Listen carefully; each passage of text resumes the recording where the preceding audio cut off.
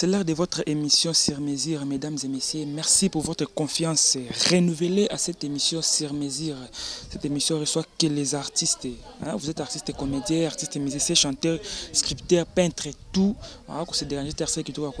Merci à vous tous qui êtes branchés à ce moment de suivre votre émission Sur Mesure, présentée par Arcel Kitoko, autrement appelé H-Pispa, Popi, maréchal de la presse congolaise. Aujourd'hui, je reçois une étoile. Pourquoi une étoile? Artiste Oyo Wazaki Pembeni, président Jos Diena. Artiste a fait une défection. Pourquoi a quitté Jos Diena? Donc, vous avez toujours la réponse. Kaka na kati émission. Vous avez toujours branché, connecté. La chaîne Amino Kin Bundes TV. Vous n'allez jamais déçu. Merci à toi, Seti.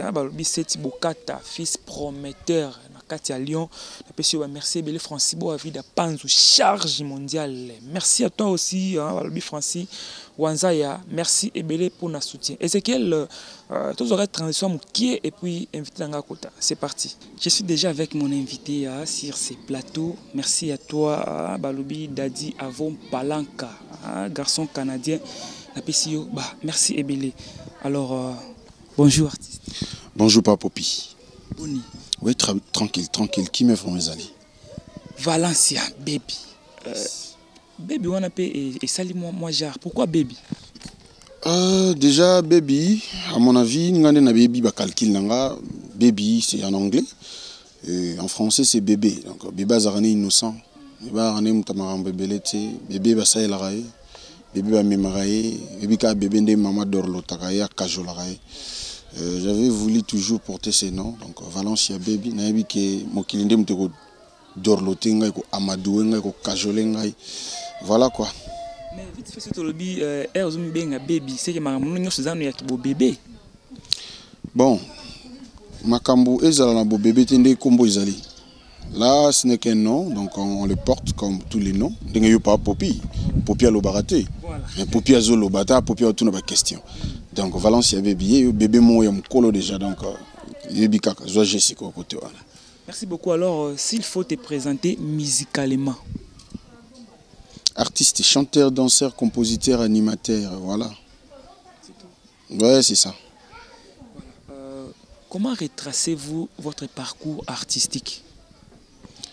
En tout cas, d'abord, il faut que le monde comprenne, quoi. Il faut que le monde comprenne que l'artiste Valencia Baby a débuté sa carrière déjà, maintenant là, ça fait 6 ans que je suis dans la ZIC.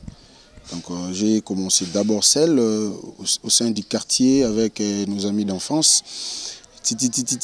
Par après le diplôme, l'université, je suis maintenant dans ma carrière solo vraiment officiellement, que le monde me découvre avec mes savoir-faire. Parce que je ne mâche pas les mots, je n'ai rien à prouver dans ce monde, mais j'ai plutôt un talent à vendre. Donc la musique aussi africaine a beaucoup de talentueux qui ne courent pas la rue. Mais moi aussi, je viens avec mon nouveau texte, pas une nouvelle écriture. Nerobaksamo ingrédient dans la musique Afrique Mobimba. Alors, Valencia Baby, qu'est-ce qui n'a pas marché avec le président Jos Diena? Bon, il faut que le monde sache que tout va bien. Le monde est vraiment compliqué. Les gens veulent toujours des faussetés, veulent dire ce qui n'est pas à dire, quoi. Donc, je suis avec Jos Diena, on évolue. Je donne toujours un exemple de Maître Gims et Dadju. Donc, ils sont des fois ensemble, des fois l'un fait son boulot à côté, mais ça ne dérange pas pour qu'ils puissent se retrouver autour d'une chanson, quoi. Donc, avec Jos Diena, il y a la paix, tout va bien. Donc, s'il faut jouer, on va jouer parce qu'on a aussi un son déjà qui va bientôt là avoir sa vidéo. Donc, on avait fait un feat. Donc, au fur et à mesure, on évolue. On finira toujours par les lancer. Les gens vont le découvrir. Au Sali, combien de temps il y a Jos Diena? Bon, j'étais avec Jos Diena depuis là où je ne peux même pas vous rappeler parce que ça date de longtemps. Ça date de longtemps, mais durant ce temps-là, on a déjà fait de musique. Ok, au beta musique officiellement, puis on a lando na scène. Non, on est avec la musique na biso ya quartier, tout ça toujours, on a na baya to kola kina bango. Mais ngasio na longo na baya na kenda rap Jos. Na zana rap, na on a des membres les cas, mais là-bas je chantais pas, je dansais pas. Je faisais que observer, mon ande ba massa bando sala boulot. Voilà. Alors nini obandaki kozele pas Just Diena aux yeux en côté. Izeloni. Kozele loko menazu en côté sozanini. Ah là là. En tout cas, ngai na bande kozele loko te. Nando kozele loko te. Na yebaki déjà que nazo zwa. Nazo bénéficier ndé nazo bénéficier. Ko luka pena ko trier ko lobaki na bande kozela ka loko là c'est impossible. Donc j'ai bénéficié de ce que j'ai bénéficié. Donc on a où pensé, j'ai toujours bénéficié. Ça vaut la peine. Alors qu'est-ce que tu retiens des bons de Just Diena? C'est un bon formateur, c'est un bon encadreur, donc c'est un maestro. Oui. Bon encadreur, bon formateur, c'est un maestro. Donc évoluer tout près de lui, c'est pareil. Hein? D'évoluer même chez Lokwa, chez Jean Goubal. Carlito Las, donc quand vous êtes avec Just Diena, vous aurez déjà l'impression que vous êtes dans de bonnes mains. Alors, Just Diena. On a eu un parcours, on a fait un grand parcours ensemble, donc Tobeti Bandou le Tro, Libanda Congo, Katsa Congo, et dans la province où ils ont Libanda et Kinshasa, na Katsa Tobeti, donc voilà quoi. On a réalisé un album dont j'avais droit de vocales, plus un feat que je bénéficiais, mais le feat n'est pas encore sorti. Naïbi ke Obima. Ben somni na sali, na butwalelo trésor chimbalanga, na sengi mingi te, betanzete na mai pasi nanga ekoma esengo, niki ndangani kiset. Pablo Pachimu, Yaka, Christelle Pambuyo Zawanga, Simon Zangu Jean Simbulu Koraman, Mireille Bepo, un peu de miracle, Jonathan Kouzoué. On a un peu de miracle, au Bazolanda, tu aimes qui trésor Chimbalanga. Donc c'est un peu ça. Fitness, non, ne bimité dans ton bon bien. Voilà, c'est baby. État Keimé. Est-ce que c'est important dans tout fois à leader? D'ailleurs, on a appelé leader, on a artiste. Mon leadership, biso to tiki la ngoba politicien. Leadership is pas politicien, donc tiki la ngoba vena biso wana azala ngoba ngonde mtu bazaba leader. Nous autres, nous sommes des artistes, des créateurs, des idoles, tout consort.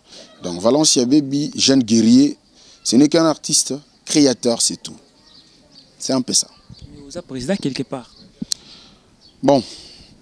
Normalement, je dirais ça parce qu'il y a des gens autour de moi qui dépendent, comment dirais-je, ordre quoi.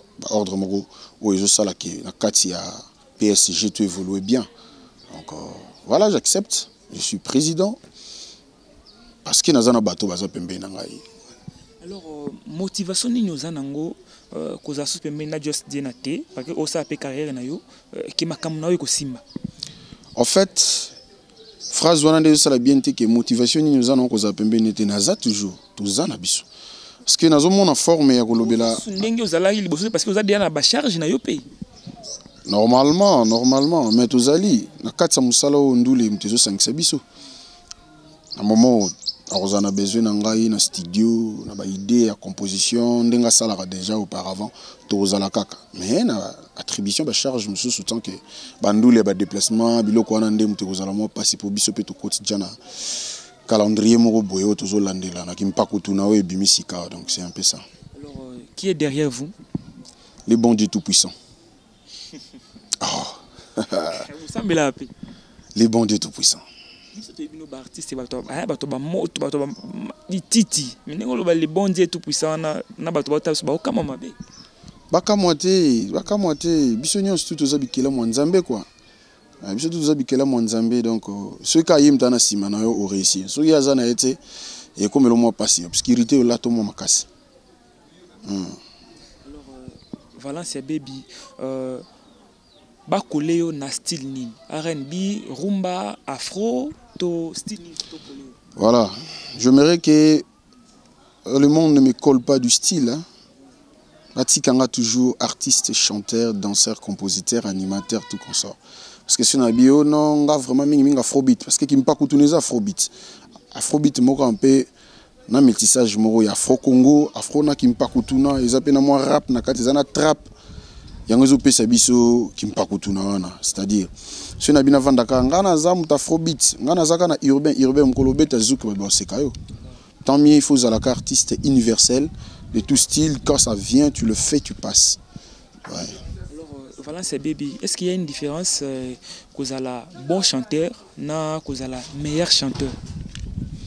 Déjà ils ont des mots différents. C'est que différence c'est ali. Mais on a bien mis il faut tout nous venir sur le Wakanza, bah Jos Diena.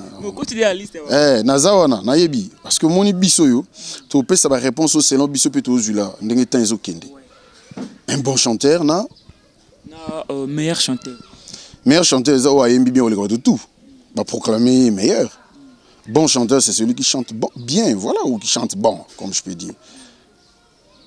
Ben somnina sali na butwa lelo trésor Timbalanga na sengi mingi te betanzete na mai pasi na ngai koma esengo.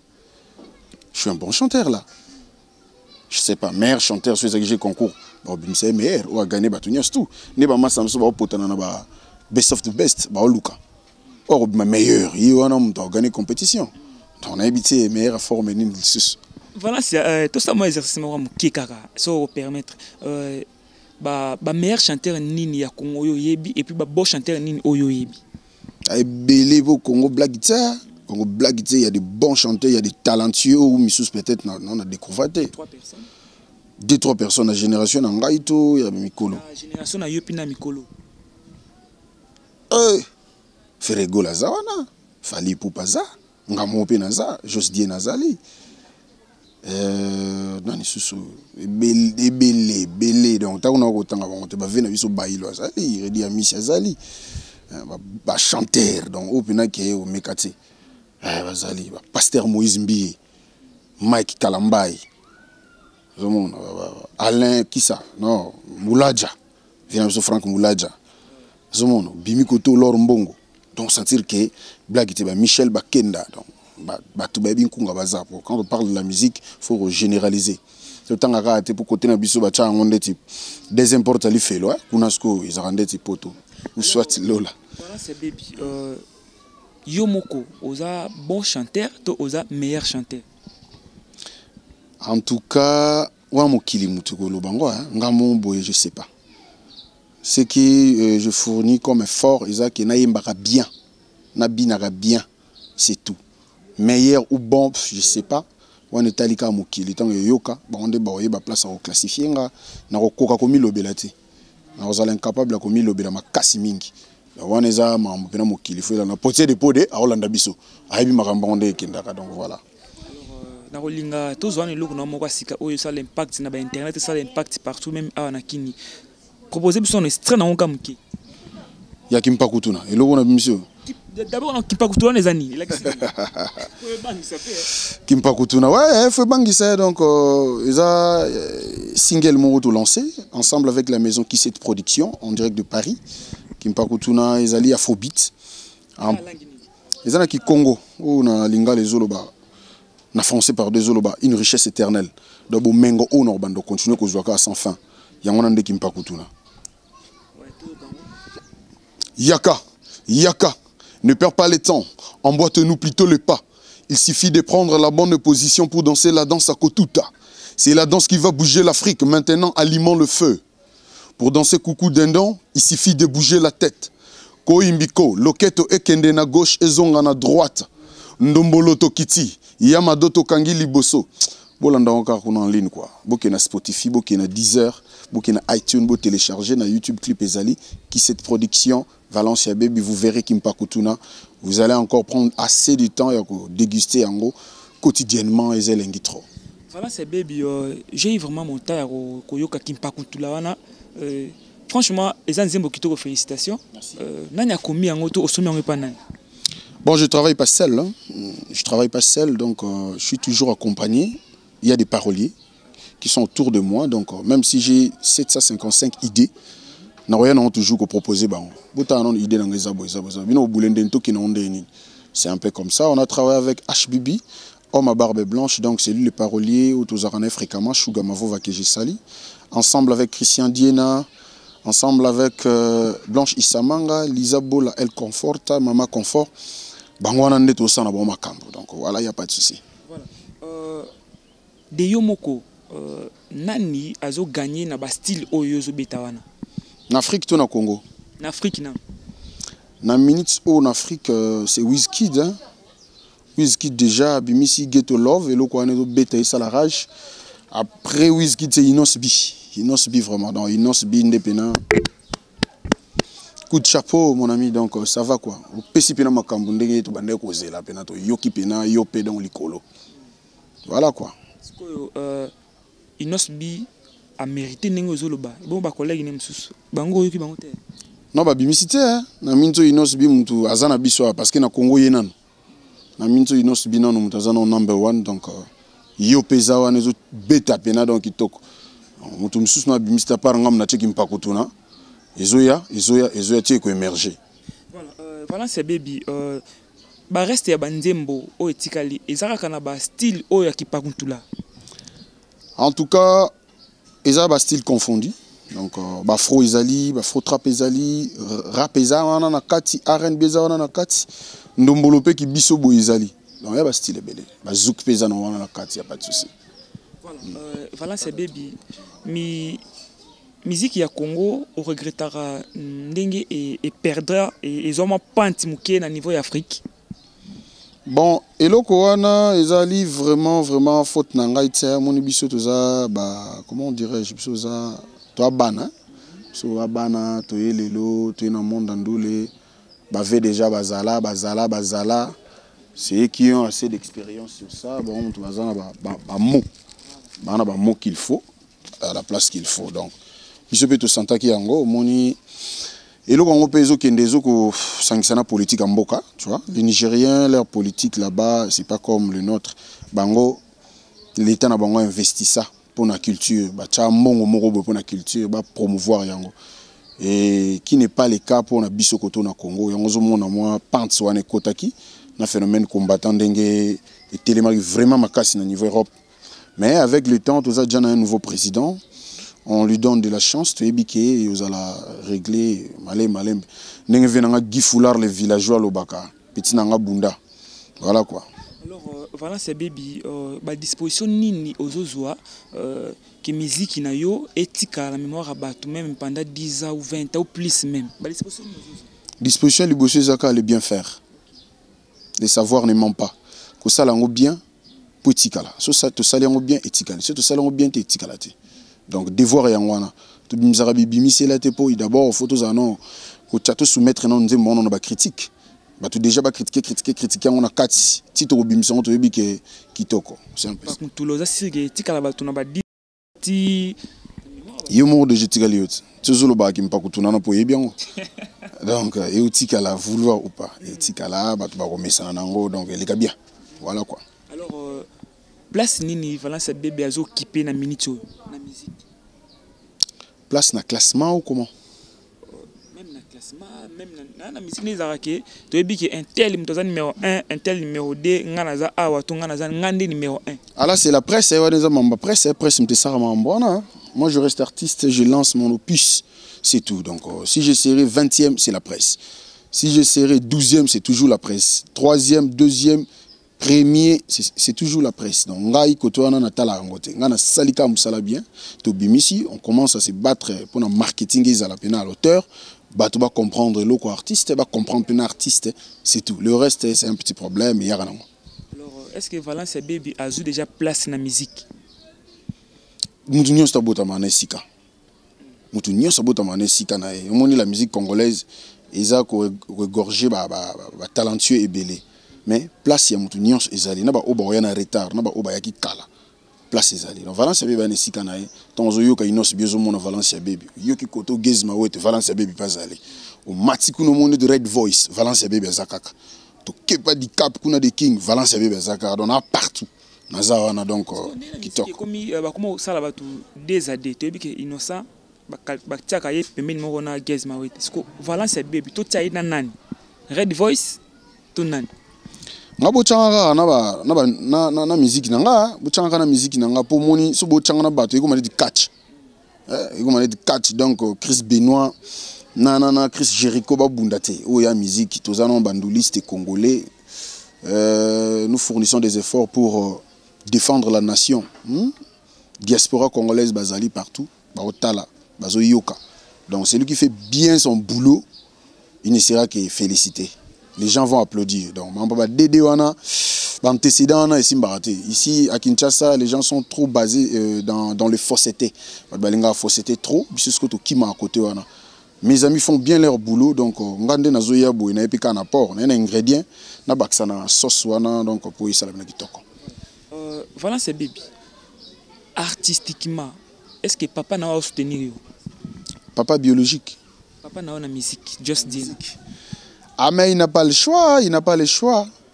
Il n'a pas le choix, même si Azana nous prêtait, mais on finit toujours par Coco après. Parce qu'il est vraiment chargé là. Donc on a un contrat, belle fois Bima, à Keko Beta. Donc loin des yeux près du cœur, il est bien. Alors, Deyo Moko, R. Olasa qui m'a tout là, va retomber Zalaini. En tout cas, il y a eu des coups de fil. Il y a eu des coups de fil, donc les gens ont été d'accord avec le tube, quoi. Ce qui est moni qui me parcourt, ils ont une agressivité, ils ont une détermination, donc les gens n'ont pas fermé le bouche, donc ils ont dit, ils ont appelé. En tout cas, on doit avoir courage, courage, Nzele Zali, place Nzeli, Bunda, Sala et Gosimba. Voilà. Alors, aux en studio, aux préparé maxi single et album, to et EP. En fait, nous allons procéder par des singles. Mambango ingénieur d'Adantiemi, en direct de Soudaf à Zoloba. To procéder dans un single parce que c'est pas facile, hein, donc on peut pas hyperboliser les choses. Lobaka makambuka na vuluba, on est derrière la caméra, les gens nous suivent. Valence avait besoin procéder na single par single, donc puis ça l'a bien quoi. Bazo ratan, message na oyo, to longo na oyo, to kena oyo. C'est un peu ça. Voilà. Merci à toi, Oliveira, qui est là à Toulouse. Merci, Bélé, Cathy, Wawina, première dame, mais l'hôpital acoustique, merci, Bélé, pour nous soutenir l'émission. Tania La Fernandez, merci, Bélé, Maman Diva. Merci, Bélé, voilà. Voilà, c'est après qui me parle tout là. Ni ne suis Zobima. Ils ont la Arsenal vraiment. Ils ont Arsenal. Ils ont fit, mais ils ont la télé landana. Bibi Wango Goya, le temps passé Goya. Nzombo Goya, Maman Aye, Cuidado, que sais-je encore, Bizarre Ekoya, Motote Akima Ekoya, Tokoningisa Ekoya, quoi encore, Asili Gueta. C'est un peu ça, titre Zangana Moutou, sans compter notre Fongoli.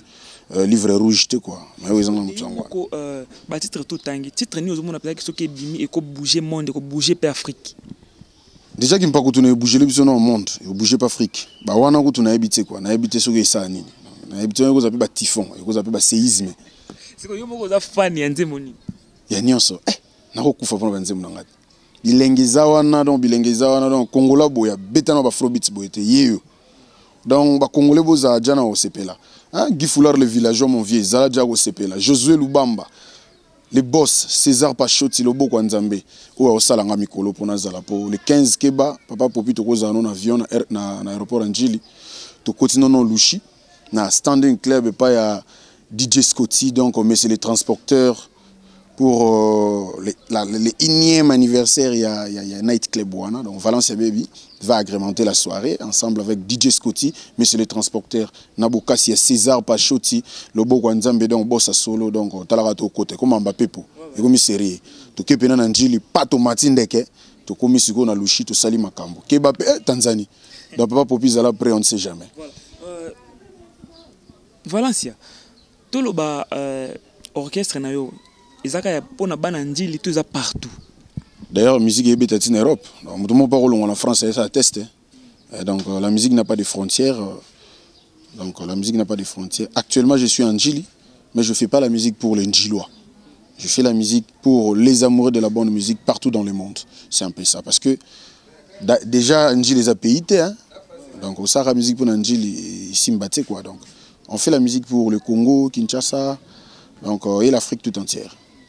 Ah, na changu ba artiste pe belé musu pe mnene baza na changu. Artiste ni yo fréquente trop beaucoup t'en rappelé moi trop. La génération nanga. Ba kulutu hein. Na ba kulutu nga za trop na Jos Diena. Trop na Jos Diena donc voilà na zarana d'Eric Soloma en Kamba. Ala kana Coco le Perk. Ala ka Toto Kisaku to zarana mais déjà za na States. To zarana Edimbo yo Betambonda. Tous les artistes belé, tous les belé vraiment, belé. Voilà, c'est baby. Quand les gens disent que tu es beau, tu t'habilles bien, tu parles aussi bien, ça te fait comment? Ça me rend heureux, hein? Ça me rend heureux, donc ça prouve qu'il y a des gens qui s'intéressent. Donc quand les gens prennent quelques astuces pour apprécier quelque chose que tu fais, donc déjà il faut glorifier le bon Dieu, parce que donc ça vaut la peine, il faut garder qu'à bande pour ceux qui sont bien. Est-ce que voilà, c'est peu osa déjà affilié na Sokoda?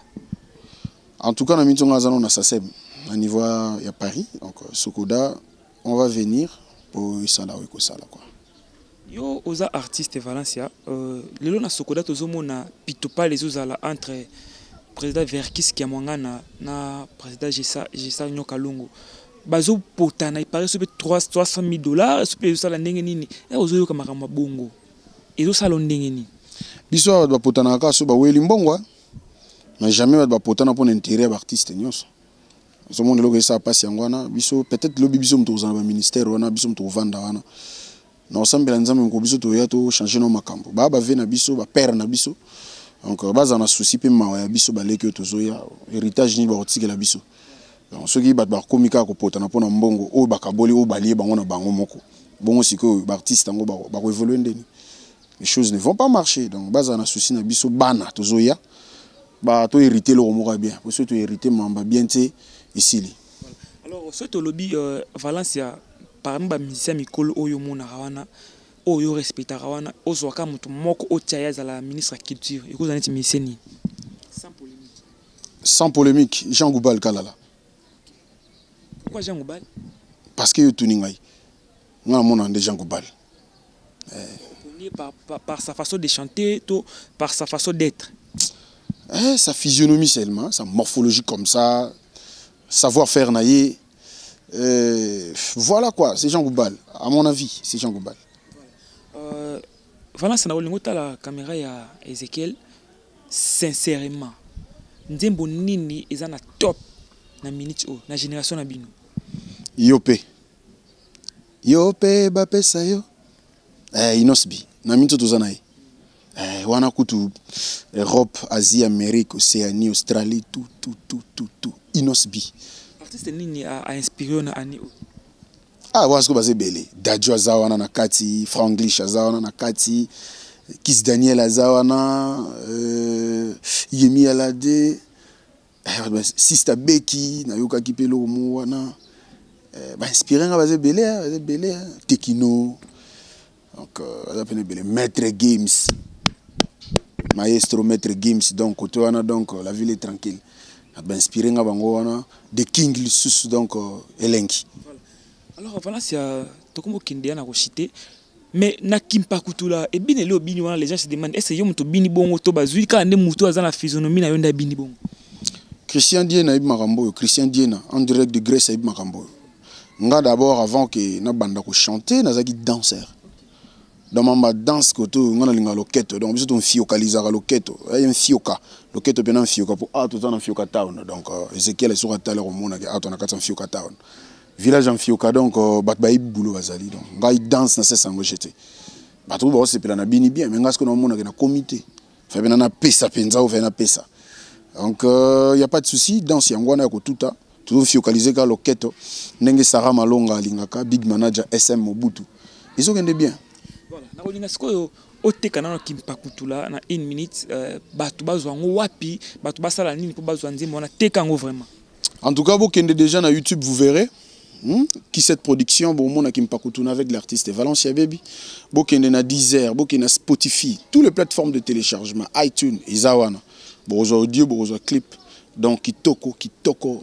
Allez-y, donnez la chance à votre artiste. Donc donnez-moi la chance. Sans vous, je ne suis rien. Donc, il n'y a pas de bénéfice sans sacrifice.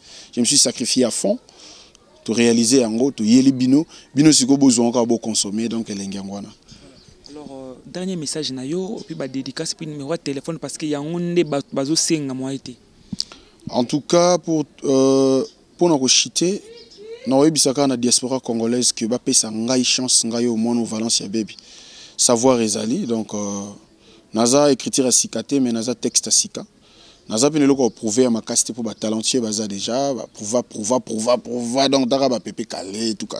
Donc biso to yeka ande na ingrédient moko muke to bakisika na kata sauce ya musique congolaise et na musique africaine pour ekende liboso. Donc merci mingi na ba yo balande biso ensemble hein, na Papa Popi César Pachoti Loboko Nzambe boss.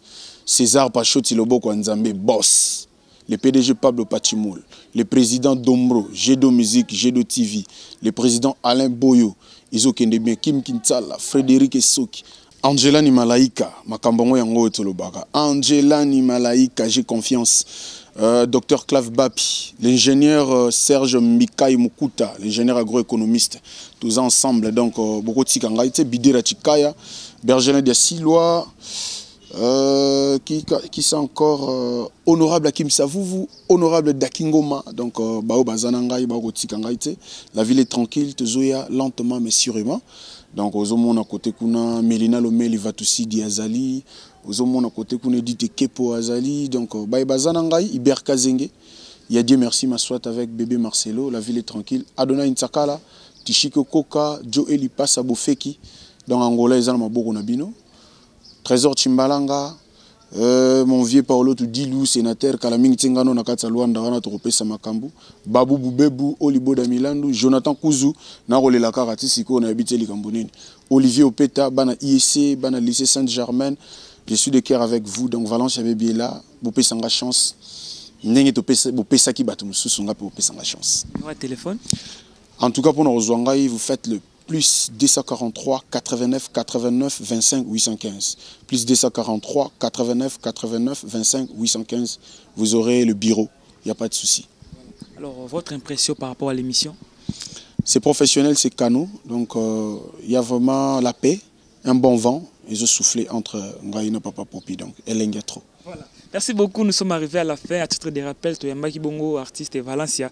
Je crois qui est à PCP numéro, à ceux qui vous ont été bien à numéro Zawana. Contact artiste. Merci à toi mon boss, mon patron, Dombouil, la de Bundes, respect à vous papa. Merci à Karogero, bébé Nunes, mon boutou, Balobi, mon boutou, Karogero. Merci Ebele, merci à toi Ezekiel, Nassima Caméra, merci à Cordo, Victoire Likunde. Merci à Emmanuel Kayamba, Landrin Dung, j'étais sali, merci Ebele. Continuez à vous abonner massivement à la chaîne Abino, Kin Bundes TV, Bokozala, jamais déçu. Tokutani très prochainement, invité Moussous. Bye bye.